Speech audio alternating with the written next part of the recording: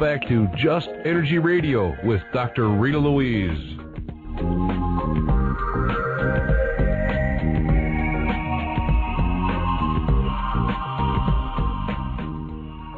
Hello and welcome back to Just Energy Radio. I'm Dr. Rita Louise, broadcasting live from Beaumont, Texas at the Texas Go Show.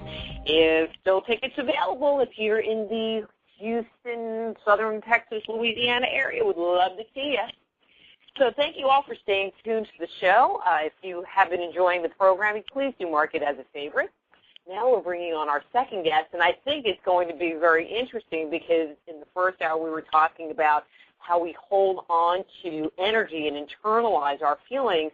And our guest now, Colin Tipping, is going to be talking about forgiveness and how to let go of that energy we might have been holding on to. Let me tell you a little bit about Colin and get him on the line. Colin is the creator of what has come to be recognized as the most powerful leading-edge technology for personal and spiritual growth today, radical forgiveness. He is the acknowledged authority on the application of this technology to the healing of individuals, families, races, corporations, and communities. So please welcome to Just Energy Radio from RadicalForgiveness.com, Colin Tipping. Hi, Colin. How are you? Hi there. I'm fine. I hope you are too. I am doing wonderful. Thank you for coming on the show. I just had Dr. Bernie Siegel on. And so I think your topic just fits so perfectly in what we were talking about earlier. Right. Well, actually, I mean, it's wonderful because it was through Bernie Siegel's work really that we got into radical forgiveness. So he's a big part of what we have subsequently created here in the form of radical forgiveness. We used to do some cancer retreats in the early 1990s when Bernie was really, working in that field very prominently. And so we took a lot of what he did and then created the means to get some of that emotional energy shifted out. Wow, well then I guess it's just very synchronistic. Yes, indeed. Indeed. Yeah. Well, he was certainly a wonderful pioneer in that whole field, and of course having the MD behind him made him more credible, even though he was going very much against what the prevailing medical opinion was at that time. And when we started doing the cancer retreats and teaching forgiveness, we ran into a lot of resistance too.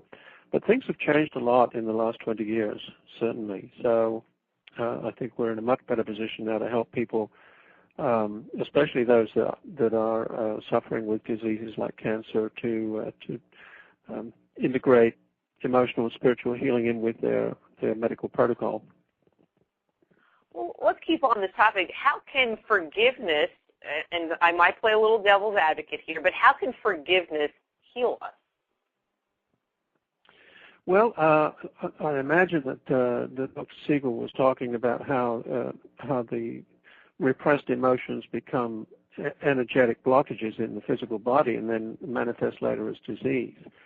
So what we're about really is, first of all, identifying what that emotional blockage might be, and then to use certain tools that we've created around radical forgiveness to release the energy attached to the wound. And that's really why it's become somewhat radical and very different from traditional forgiveness, because it works extremely quickly, as opposed to traditional forgiveness, which can take years and years and years to forgive. But when you're working with it at the energy level, where time and space doesn't really pertain, then it can be instantaneous, and it doesn't really matter either how far away the other person is or even whether they're dead, as to the success of the energy shift that you create through using the radical forgiveness technology. Yeah, that's one of the things that I really enjoyed with your book, and I'll admit this. Usually I read books pretty much cover to cover for my guests that come on, but as you heard in the introduction, I'm at a show. It's been kind of a crazy week, and so I went through actually quite a bit of the book, but didn't read it with the level of depth that I normally would. but I really enjoyed the perspective. I'm an energy girl. I'm a medical intuitive. I do energy medicine with clients. I do a lot of energetic techniques, and I really enjoyed the perspective that you come from, because you don't, it's really talking more about forgiving from the soul and forgiving from, I want to say like a God perspective, and, like this is our place in the universe. Yeah. Yeah, we're not really working at it at the psychological level, although, of course, that can give us a lot of clues. When we ask the people to tell us their story, we're looking at it psychologically at that point. But really, when we get right down to the radical forgiveness, we're not really appealing to our human self for the forgiveness, but we're appealing to the higher self. And it's the higher self that's doing the work for us. Even unconsciously, we don't know what's really going on with the forgiveness process when we're talking about radical forgiveness, because it is the higher self that's doing the work for us on our behalf, and is linking into what I call spiritual intelligence, which, again, we're not really very aware of at this point in our spiritual evolution, but that's the part that's really being activated when we do radical forgiveness. So can you give an example of what you mean, or kind of where you're coming from for the listeners? Because I think most people are, familiar with the traditional kind of forgiveness, and this is just really a totally different concept. And you gave a couple of stories in your book, and maybe you could share one of those, or if you have any other ones that might, help them kind of wrap their mind around it. Yeah, okay. Let me give you the basic idea first. And then maybe a story or two, although they do tend to be long. The basic idea of radical forgiveness, well, you can take the basic traditional forgiveness idea to a certain degree, where you listen to somebody's story and you validate their story and you say, yeah, I understand that happened, and you encourage them to feel the feelings. And then to get them to have some understanding and compassion and mercy towards the other person to the degree that they can. And from that point on, that's basically as much as you can do with traditional forgiveness. But with radical forgiveness, we do that much, but we go one big step further than that. And that is that we ask the people, when we're doing radical forgiveness with them, we ask them to entertain the possibility that what was taking place was actually part of a divine plan for us, and that there was, in a sense, a certain perfection in what was happening, because that's what our soul wanted.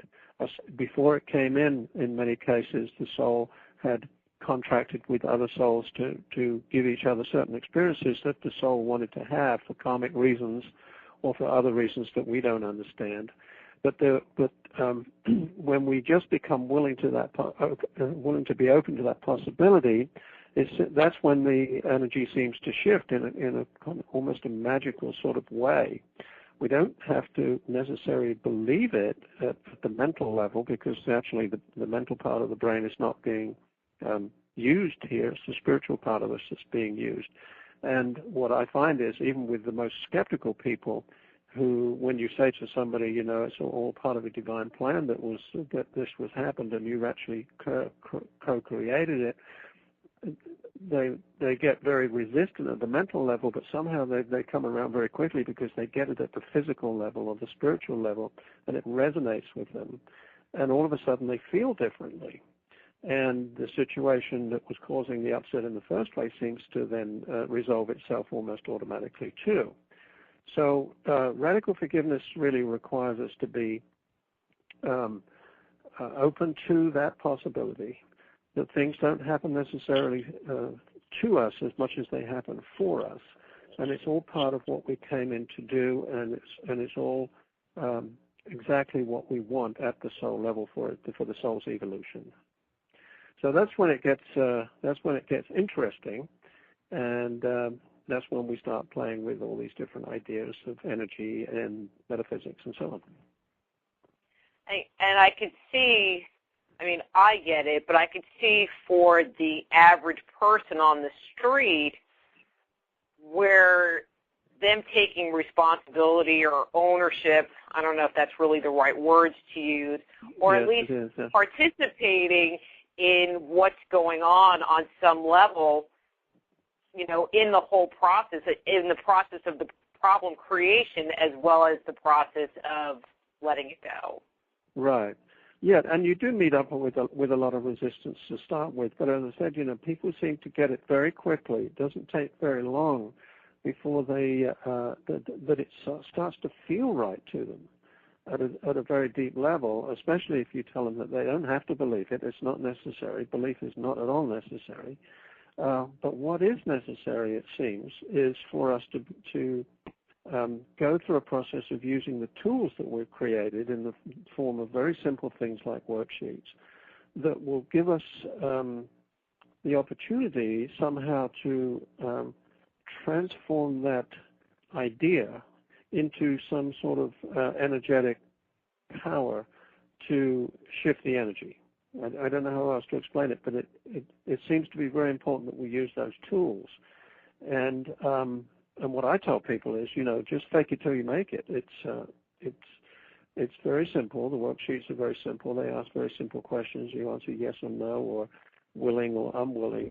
And in the doing of them, at the end of a worksheet, people feel differently. And that's the test. If people didn't feel differently, they wouldn't bother doing it, But we've had such success with it over the years. We've been doing it now for more than a dozen years.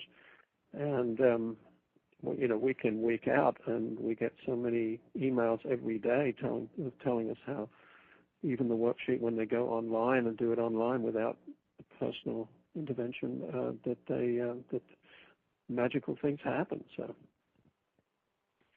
one of the things that I noticed is that when the person is going through the process, and I feel like I'm kind of jumping ahead here a little bit, but when they're going through the process, it's almost as if they're putting themselves into like a third-person situation.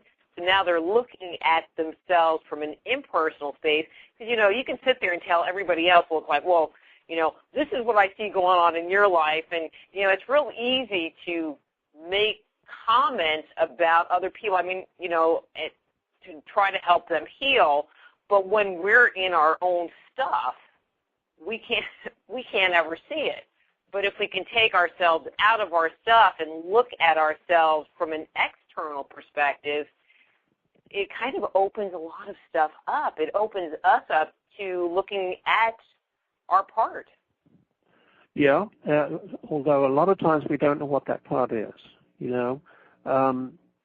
or at least we don't know why we've taken on that particular thing, or why we've chosen to have that particular experience. With the reasons for it are probably at such a high level that it's not open to us. But you're right, being able to observe ourselves as either being in the victim mode or being in the healing mode. That's the most important distinction. When we're going through a challenge, something happens to us, shall we say. Well, the first thing is that we're going to go into some feelings. We're going to have our feelings, and it's very important that we do, because it's no good trying to deny our human attributes.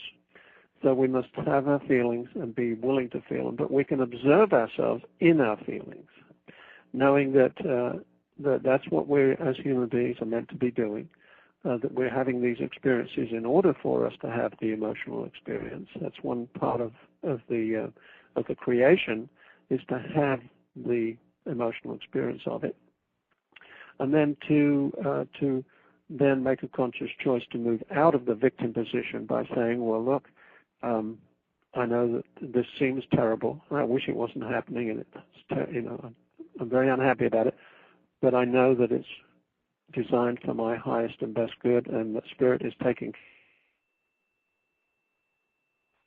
that I don't understand, but I'm willing to have it be that way. Mhm. And I just lost my train of thought. And understanding. Well, one of the things that you said, or you made a comment on, I'm sorry if I'm jumping here, is understanding why we're here, and so why, in your opinion, why are we actually here on the physical planet? or in the physical dimension? Yeah, it's a really interesting question. To me, the way I think of it, and I don't know whether this is true or not, but this is how I think of it, that that as spiritual beings in the spiritual realm, in those higher realms, we lived in a state of oneness with everything else, including the higher intelligence or God, whatever you want to call it. But in order for us to really understand what oneness was, or the nature of God even is, then it required us to experience the opposite of it. And so we have come into the life experience to have experiences that give us experience of separation, and gives us experience of things opposite to love. And of course we're very good at it as human beings. But we've come in to experience this separation in order for us to really understand and expand our sense of what love really is at the spiritual level, at the highest level, and what oneness really is. And at a certain point in our life, when we have done enough of that separation stuff, we begin to emerge or wake up to this truth and begin to shift our energy towards being of service to other people, shifting out of the victim consciousness, and being more aware of ourselves as spiritual beings having this human experience. And that often happens, it seems to me it happens at about midlife. People tend to get this awakening or epiphany. Sometimes there's an epiphany, sometimes it's just a very slow development. But it usually happens around midway in one's life at this point now in our spiritual evolution, seems to me. Actually, I have been finding that younger and younger people, surprisingly, not all of them, but are moving in that area. It's okay to talk about spirituality. It's okay to explore things that are not traditional religion. And I just have been finding that there's interest and openness in that area, very open. Yes, there is. There is in general. What I find, though, that in the main is that the people that come to our workshops are generally 45 and up, as opposed to younger. I think young people are open and more. There's nothing wrong with them. They're all perfect still. It's not till you're 45 that you figure out that you got stuff to fix. Well, see, Carl Jung put it this way. He said that we spend the first half of our life integrating the ego, and the second half of our life disintegrating the ego. But it was necessary that we had to integrate it first. And so really a lot of what ego is very attached to victim consciousness. And so we live from that place a lot in the first half of our life. In order to get the amount of separation that we had set our mind on when we first came in, it's no good us coming in and just being totally awake from word go, unless you're an indigo child, and they've come in for different reasons, or the crystal children. But basically, most of us have come in to experience a certain amount of separation experience emotionally. And we get that done by about halfway through our life, and then we can start to move out of the victim consciousness and into a more spiritual awareness. So what is the ego, and does the ego play a role in our ability to forgive? Yes. I certainly believe that the ego is a part of our own soul that is here to set us up for certain experiences that we want in our lives. So it's the part of us that is totally human, and that is giving us the experiences, the human experiences that we as spiritual beings came in to have. But at a certain point in our life, when we have done what we came in to do, then our ego says, okay, now let me hand it over to the other part of my higher self, which is this part that is the observer, and that part of us enables us to observe ourselves as spiritual beings in this human body. But the ego is is more like a guide, if you like, a guide that's taking us into the experiences of being human. And so that's what I think Carl Jung meant when he said we have to integrate the ego. We have to be fully human to be spiritual. And I think the most spiritual beings on the planet are the people who are most human. Mm-hmm. We were talking about in the last hour about people being authentic. And that was one of the words that we use, or human. So what's the difference between the ego? I mean, I always kind of think of the ego as that part of us that tends to get us in trouble. Well, what would be the difference between the ego part of ourselves and our relationship with our soul? Well, the ego does get us into trouble, but that's what it's designed to do, because that's what we want. See, it's how you define trouble. We came in to have certain separation experiences in order for us to understand what love really is by experiencing the opposite of it.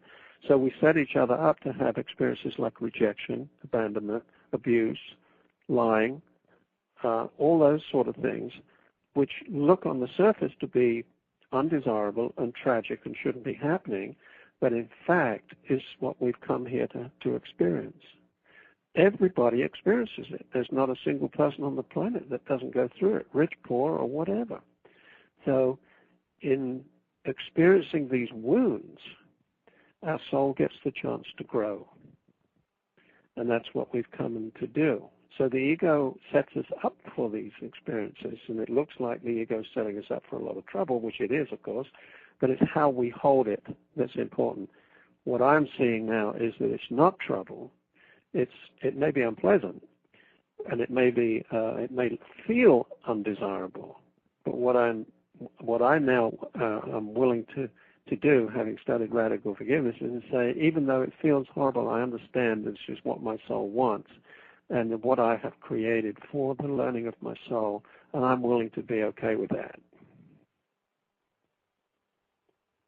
So what you're saying is that when we experience pain and we experience trauma or whatever that is in our lives, when bad things happen to us, that really it's a blessing. It's part of us. I don't know if healing is the right word, but giving us new life experiences. Yes. I mean, those life experiences are not happening to us, but for us. That's the distinction. They're happening for us for a reason, for our soul's growth and learning.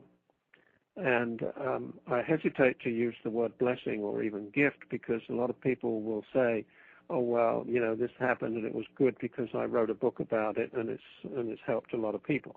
That's a very low level of benefit that one gets from adversity.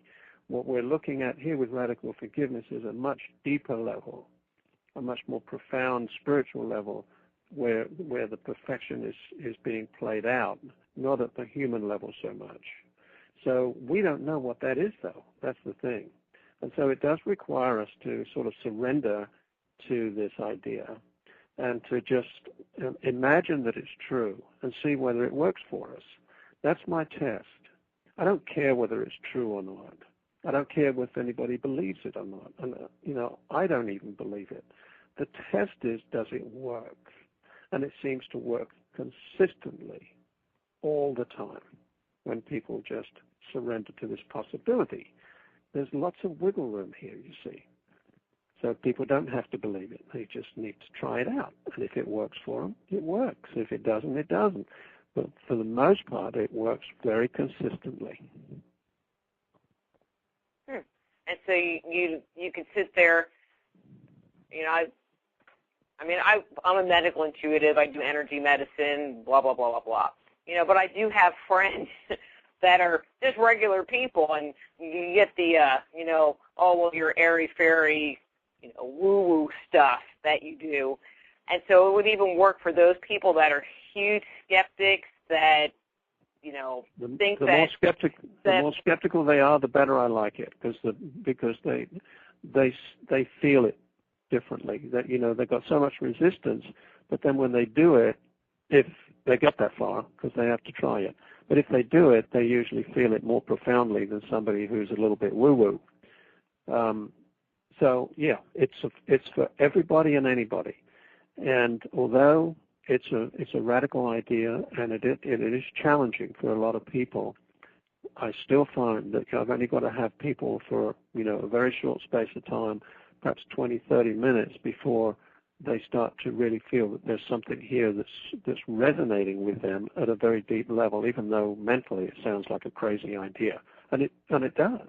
It does sound crazy to the mind, to the human mind, and the ego. But that's the way it is, and we just have to be part of that experience of letting go and surrendering and saying, okay, well, I'm willing to try this and see what difference does it make to me. And see, it doesn't sound crazy to me at all. I mean, I know from my own personal life experiences, when there have been painful things that have happened in my life, and given time, I go back and reflect on those situations, I can always find that there was, in some strange way, a benefit, a lesson, something that I could get out of it so that I didn't have to relive that energy or recreate that experience in my life. Right. Anyway, the music's going to come up here in just a second, which means we are going to have to take a break. Okay. Maybe when we come back from the break, what about we start talking about why we experience pain in the first place? Because I don't think people understand why it's just not happy and jolly and full of glee all the time. All right. Okay. I'm Dr. Rita Louise. We're talking to Colin Tipping about his book, Radical Forgiveness. We will be back after these words from our sponsor.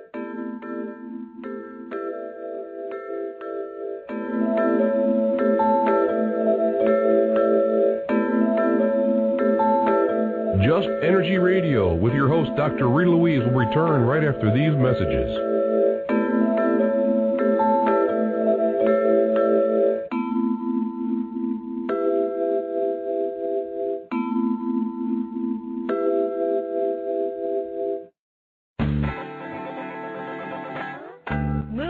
Crossroads in your life and discover alternative solutions to your deepest concerns at soulhealer.com.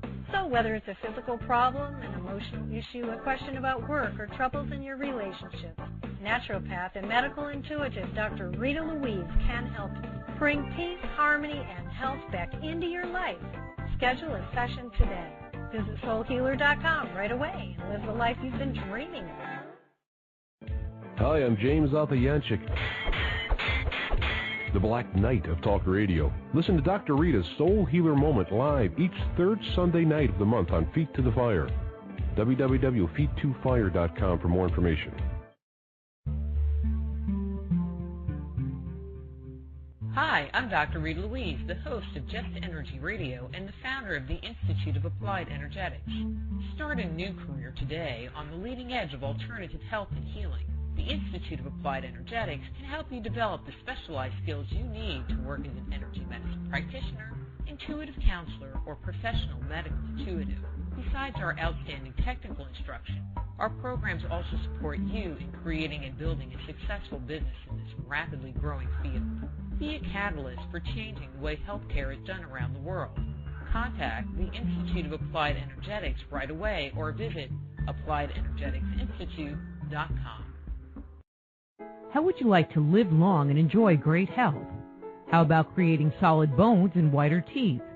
Strengthen your heart and eyes and have radiant, youthful-looking skin. There is an ancient health and longevity secret that has been used for millennia in Egypt, India, and China that can help you achieve this. For the first time in the modern world, Pearlsium brings this ancient wellness secret to you. For more information about Pearlsium, visit www.productsforthesoul.com.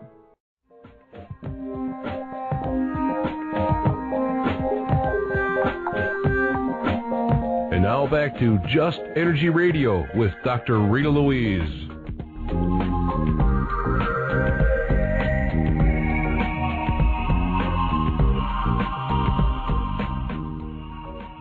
Hello and welcome back to Just Energy Radio. I'm Dr. Rita Louise, and thank you all for staying tuned to the show. Again, if you're enjoying the programming today, please do mark it as a favorite.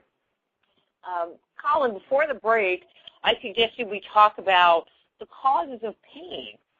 I think most people have this impression, I'll say impression, that life should just be easy. We look at other people. We watch shows like The Brady Bunch. I mean, okay, I'm dating myself here.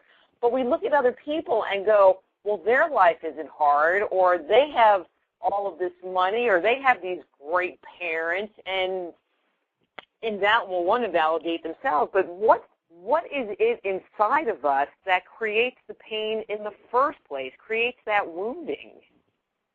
Well, first of all, my experience of this is that most people are having about the same amount of pain as everybody else.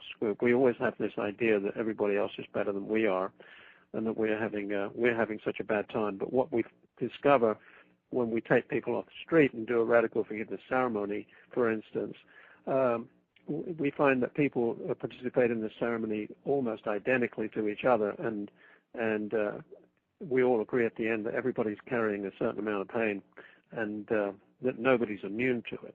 So everybody's gotten it. Some people have got more money, and some people have got less money, but we've all got issues to deal with one way or another in our life, and no one gets away with it. So the question then becomes, why? Why is it only through pain and suffering that we grow? I think it's a difficult question to answer, and I don't think it's true that all growth comes out of experiencing pain.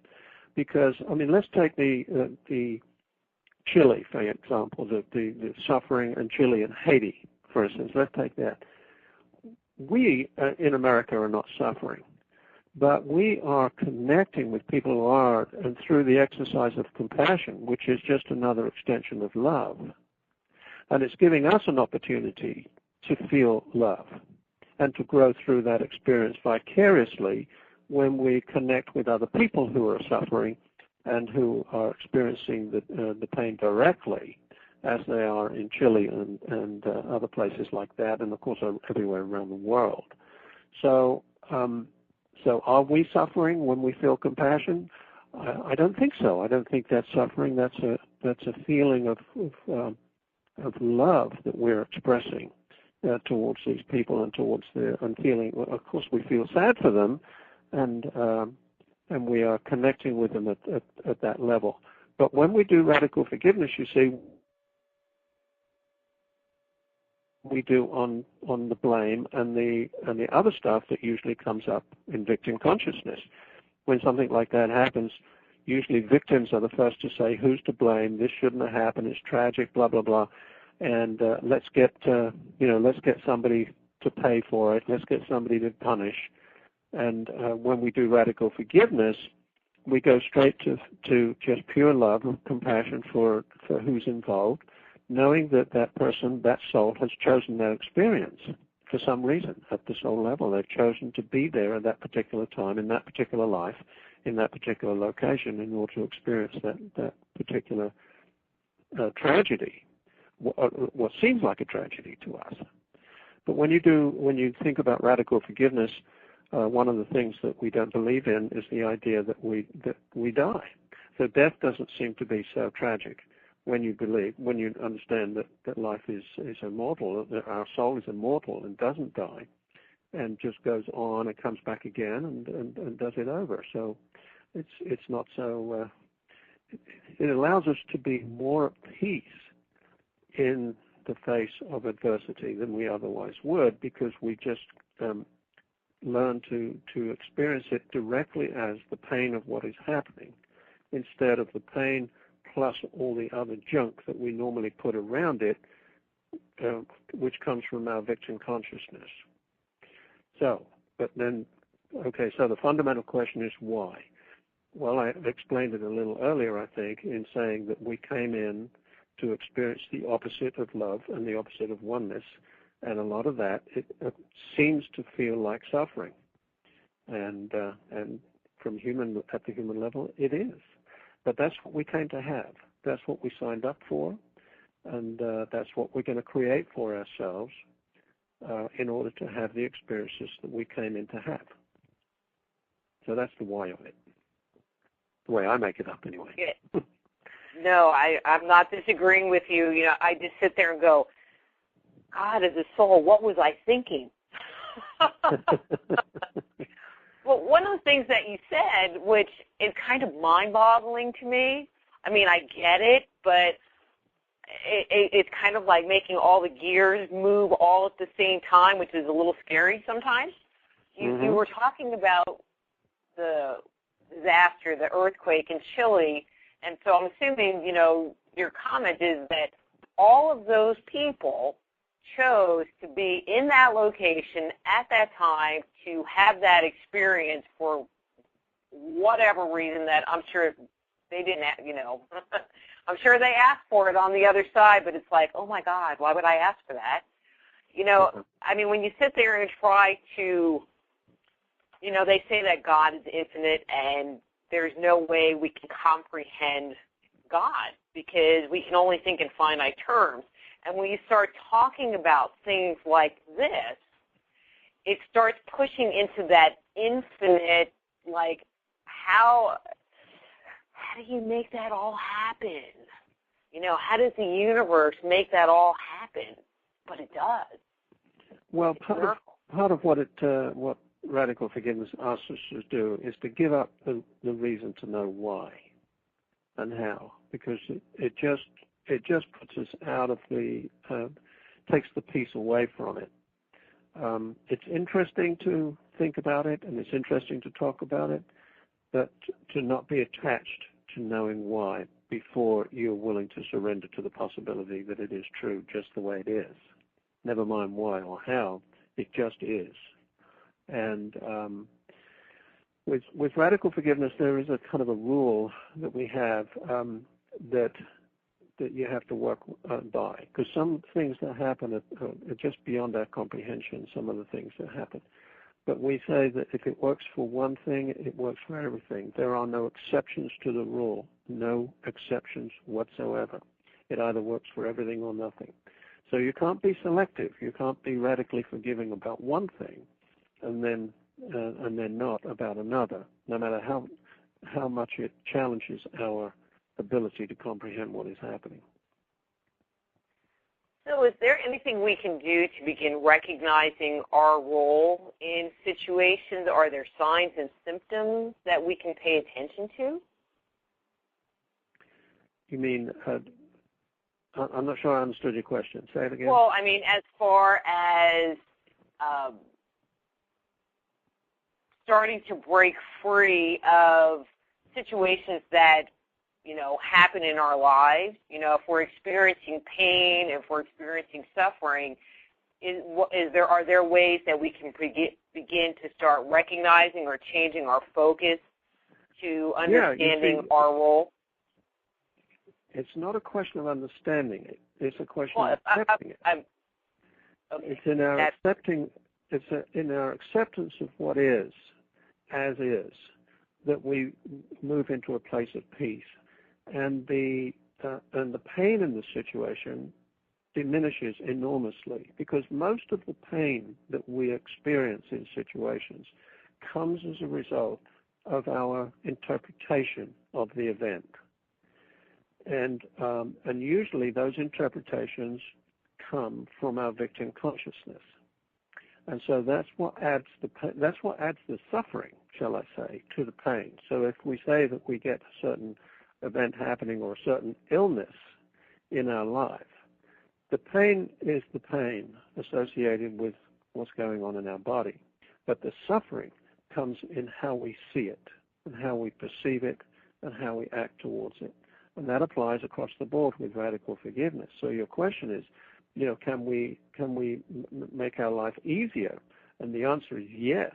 Once we are open to radical forgiveness, because instead of taking on the suffering, we allow everything to be the way it is, as is, and try to surrender to that, and that brings the peace. Not understanding why things happen, because we don't know why things happen. Well, and I think when I'm saying understanding why things happen, I don't mean from like a cosmic way, but I'm talking about identifying like the thoughts and beliefs that we're hanging on to, you know, the ego part, you know, identifying the parts of our ego that are stuck. Yeah, isn't that I mean, isn't that a good thing? Yeah, that helps us a lot, and you know, that comes as part of the understanding of radical forgiveness, that everything, if there's parts of us that are not acceptable, as in other people that are not acceptable, that is a part of our suffering that we've created for ourselves, and we only have to give up that suffering for the whole thing to disappear.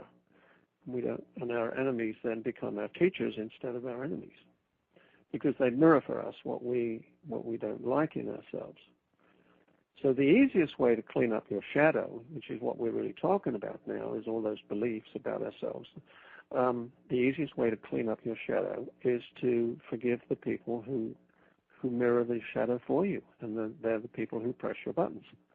They're the people that you can't stand, all the politicians and your friends and your family and people like that are always mirroring for you what it is you don't like about yourself. So in that sense, we're automatically cleaning up our consciousness by doing the forgiveness work on other people. So, and I would assume that as opposed to just looking at someone, whatever, and saying, you know, that person makes me crazy, there would need to be some kind of a process that takes it a little bit deeper that says, you know, this is the button they're pushing, or, you know, try to get close to that, or, you know, this is how they make me crazy. Right. That person makes me crazy. I can't stand them, but there must be a lesson in there for me somewhere, and if I can just use the worksheet or the 13 steps and just forgive them for being who they are, even though I can't stand them, then I will heal myself. I will accept that part of me that I can't stand. So you don't have to like people to forgive them, by the way. The forgiveness process is kind of neutral in that sense. You're just saying, even though that person, I can't stand that person, it must be because there's a part of me I can't stand that this person is reflecting. Therefore, this person is doing me a favor, even though I can't stand them. But so I forgive them because I know that I have brought this person into my life to help me accept the part of me that I can't stand. See, there are no accidents. People don't just come into our life randomly. They come in because they're attracted to our energy field.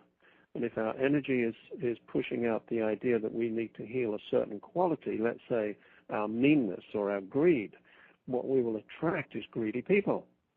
And so that gives us the opportunity to forgive them and thereby heal the greedy part of us in ourselves, in our shadow, as Jung called it. So it's all very perfect. It's all just very wonderful how it all slots together, and we're all in service to each other no matter what. And you don't need to know, you know, I always say, you know, whose face is it? No, you don't need to know at all. I mean, because I totally recognize what you're saying. You know, there are situations where, you know, that happen to you, and it's like your buttons are getting pushed, but there's this realization that it's, you know, like I have a lot of female clients, and they just keep meeting the same deadbeat kind of guys over and over and over, and they don't understand why they're doing it. And so you start talking to them and say, okay, well, this is the situation that's going on, and that's the face, you know, this person is today's face. Now let's go back in time and see who has the original face. And are you saying that you don't even need to, with this process, go back to figure out who the originating person was or originating situation was in order to forgive them or it? No. It's not necessary. It's not necessary. It can be illuminating. It can be interesting if it's obvious, but most times it's not. It's not all that obvious. And the point I want to make is that the healing is not dependent on knowing. It's interesting to know, and it's interesting to trace it back if you can, but it is not dependent on you knowing. If you simply say, this person is reflecting a part of me that I have denied and repressed and projected onto them, and I give thanks for this person mirroring that for me, period. That's all you have to do.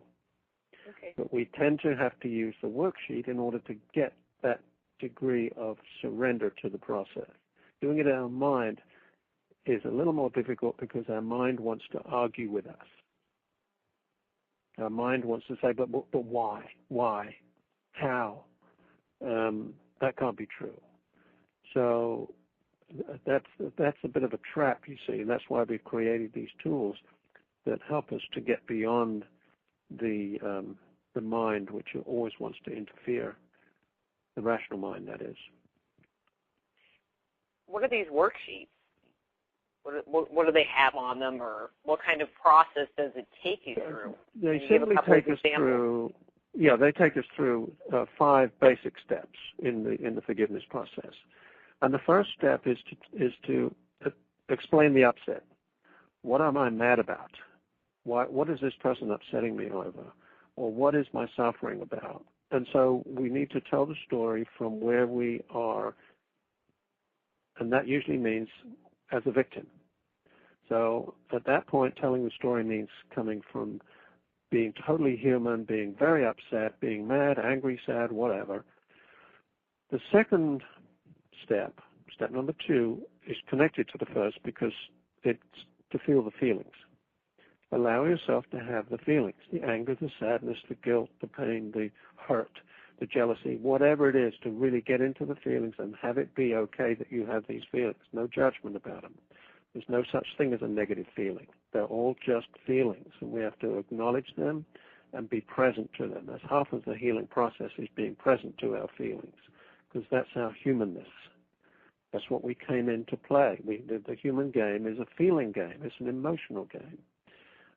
When you're in the spiritual realm, you don't have a body, so you can't have feelings.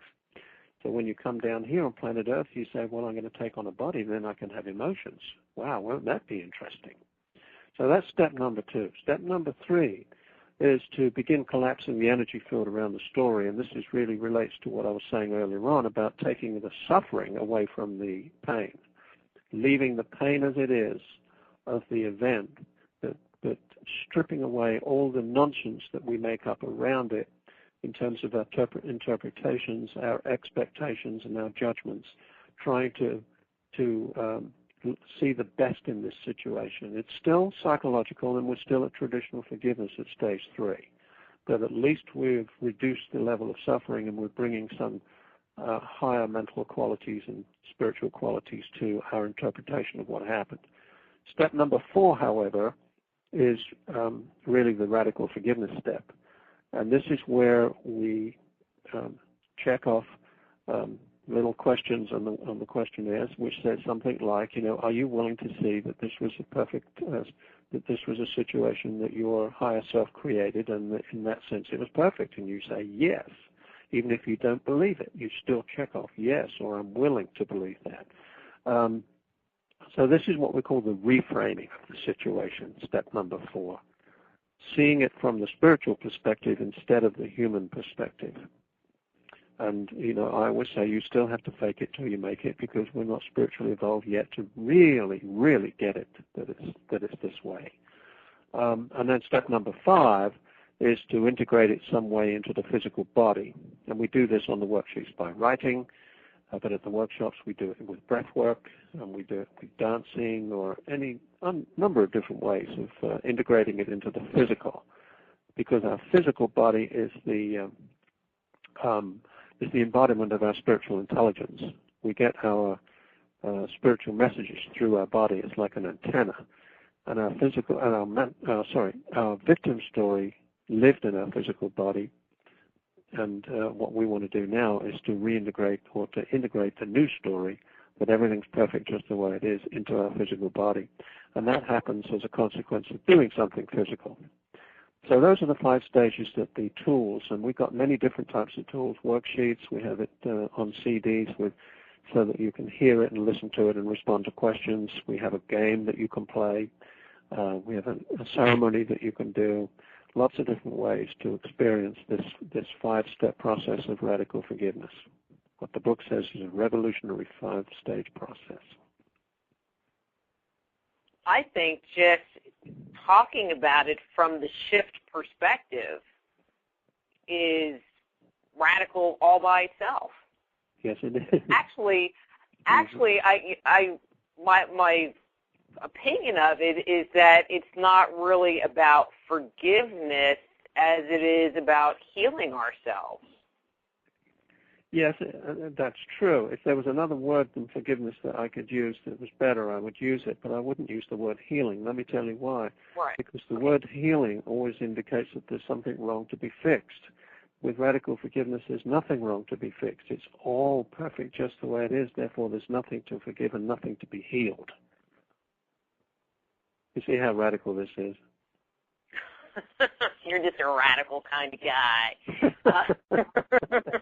And that's difficult for people like you and me who consider themselves as healers. You know? That's what we say we do, right? We're healers. We go out there and we heal people, whatever that means. But the fact of the matter is there's nothing to heal because everybody's doing what they need to do. And that everybody's life is exactly how it was meant to be, no matter what. Well, I mean, I think there are some people that need healing.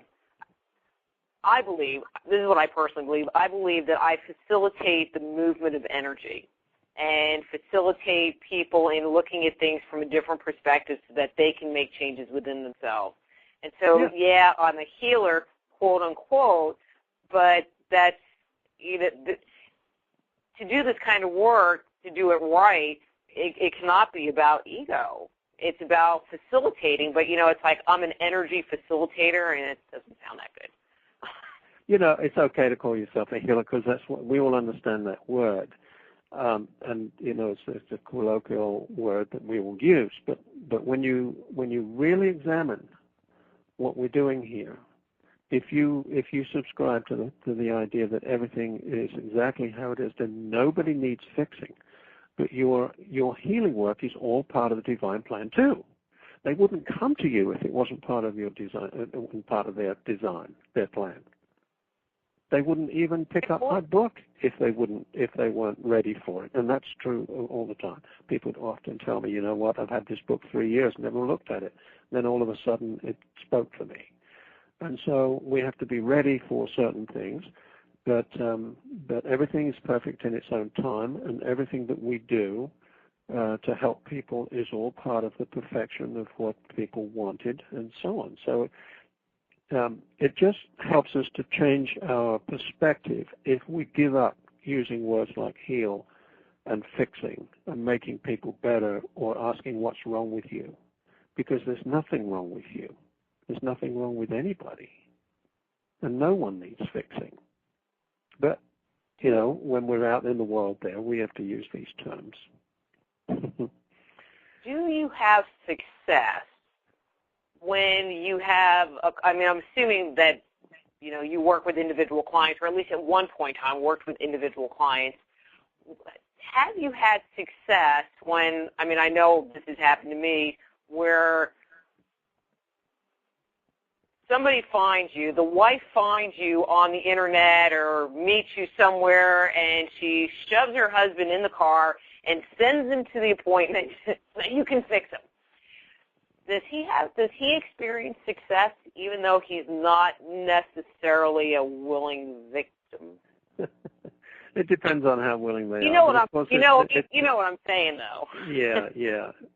No, they've got to be ready for it. They've got to be willing and open to it. But in that case, it's the wife who needs the work. In order because she's the one who's thinking that he's not right, that he's screwed up, or he hasn't done it right, or she has these expectations that he needs to be different. All of which is an indication that she needs to do some radical forgiveness if she wants to advance spiritually. Because I do believe that with souls, we have opportunities in this lifetime to do work that's going to shift our vibration, but it's our choice whether to do it or not. And as souls, we may go back and have not done what we came in to do, so we have to do it again and again and again. But if we're awake as souls, and we do our work while we're here, maybe we don't have to come in again. Or if we do, we do it by choice, not because we have to. You see what I'm saying? So a woman like that, who doesn't recognize that she is operating at a very low level of vibration by thinking that someone else needs to be fixed and she's okay, then her vibration is very low, her soul's vibration is very low, or she's still asleep and hasn't yet woken up. I can see, I've seen with some people there is just, a deep concern that is justified. In some cases it is a deep concern that's justified. In other cases, I agree, it's kind of like, no, you need to come back and stop being so controlling about what's going on. Yeah. Anyway, yeah. Colin, there's the music, which means we have to go. Thank you so much for coming on. So your book has come out, correct? Oh, yeah. They can get it at any bookstore, but RadicalForgiveness.com is our website. RadicalForgiveness.com. They can get it there. Perfect. And I saw that you offer training, so if someone's interested in actually becoming a radical forgiveness practitioner, they can. Yes, absolutely. There's lots of stuff on that website if people go there, if they're interested in becoming a coach or teacher of radical forgiveness. It's all there. RadicalForgiveness.com. Thank you, Colin. You have a Thank great you. weekend. All right. You too. Bye. Bye-bye. And next week we are going to have Bonnie Eaker-Wheel, and we're going to be talking about relationships. Make us, don't break us. Until next week, be blessed. Join host Dr. Rita Louise each week at this time for Just Energy Radio. Point your browser to www.justenergyradio.com for more show information and to contact Dr. Rita. Until next time, remember, it's all just energy.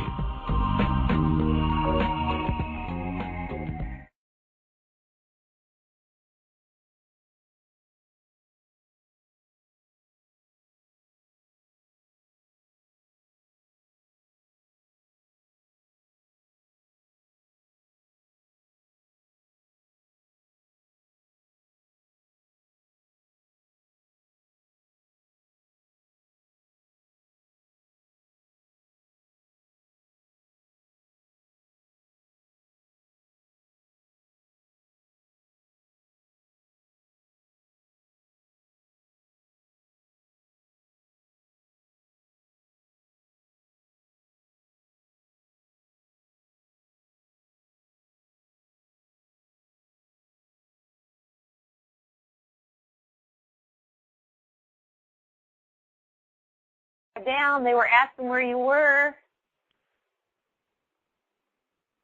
They was missing you.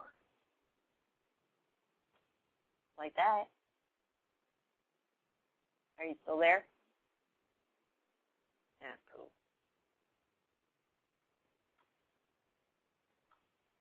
Are you still there?